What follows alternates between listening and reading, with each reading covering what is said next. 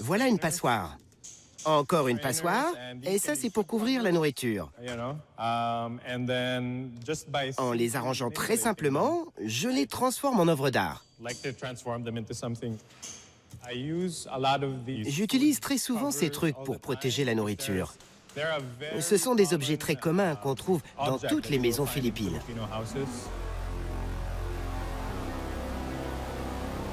Les voies de la passoire sont impénétrables.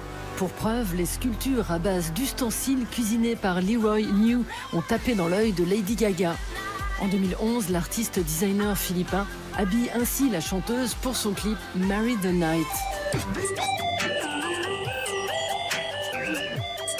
Se fondre dans le paysage, ça n'est pas la tasse de thé de Leroy. Avec sa série Aliens of Manila, l'artiste de 33 ans imagine de drôles d'habitants peuplant la capitale philippine. Sculpteur, street artiste, styliste, Leroy New cumule les casquettes et se la joue même architecte, comme avec cette île dérivant sur le fleuve Pasig, l'un des plus pollués au monde et déclaré biologiquement mort depuis 30 ans.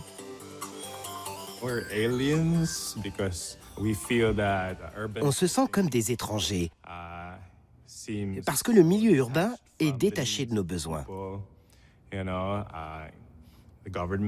y a un grand manque d'infrastructures, et le gouvernement ne fournit pas les services adéquats aux habitants.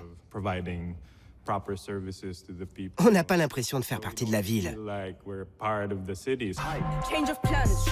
En 2010, le blogueur américain Brandon Stanton se lance le défi de photographier 10 000 New-Yorkais pour son projet Humans of New York. À plus de 13 000 km de là, Leroy lui renvoie la balle avec sa série Aliens of Manila. Pour créer ces sculptures vivantes, l'artiste fait dans la débrouille. Objets trouvés, matériaux industriels abandonnés et récipients en plastique bon marché. Avec ce projet, Leroy veut alerter l'opinion sur la situation dramatique de Manille, où 40% de la population vit dans l'un de ces 500 bidonvilles.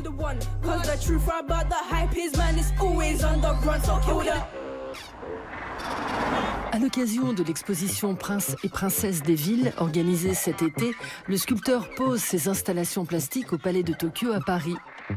Ici, les créatures fantastiques de Leroy interrogent le statut des migrants philippins forcés de s'exiler pour trouver du travail.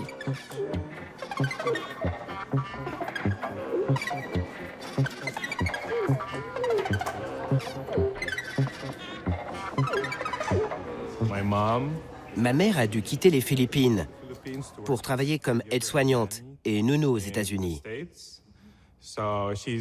Elle est aussi une étrangère qui essaye d'explorer et de survivre ailleurs, tout en nous envoyant de l'argent quand on était enfant. Fils d'un banquier et d'une gérante de restaurant, John Leroy New grandit dans un environnement catholique dans la ville de General Santos, à l'extrême sud des Philippines. À 12 ans, il part étudier la sculpture à l'école supérieure d'art perchée sur le mont Makiling, près de Manille. Inspiré par le folklore philippin et les films d'horreur, Leroy utilise d'abord des feuilles séchées glanées dans la nature ou de la pâte de bois pour sculpter ses premières créatures avant de fondre pour la fibre de verre et les polymères.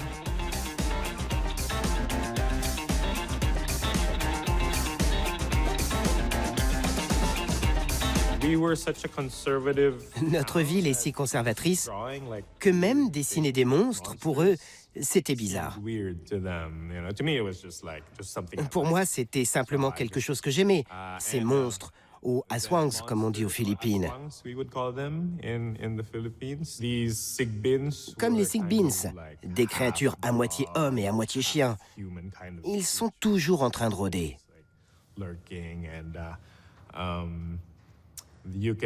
Ma grand-mère me racontait qu'elle avait un animal de compagnie sigbin et que tu pouvais les apprivoiser.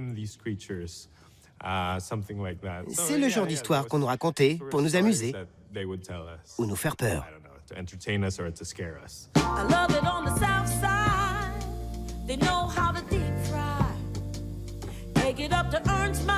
Pour réaliser son odyssée plastique, Leroy mêle sculpture, photographie, vidéo, danse, mode et design.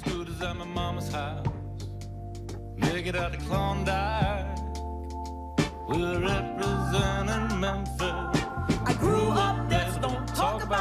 2015, dans son installation et performance en latex Anthropic Romance, l'artiste imagine cette chimère en mutation, un moyen de lier son travail à la cause LGBT et de tacler les préjugés.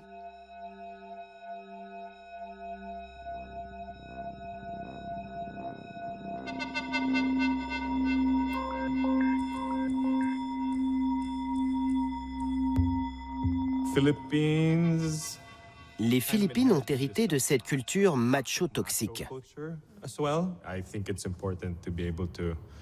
C'est important de présenter une alternative à la peinture ou à la sculpture traditionnelle, qui a été si longtemps dominée par les hommes hétéros.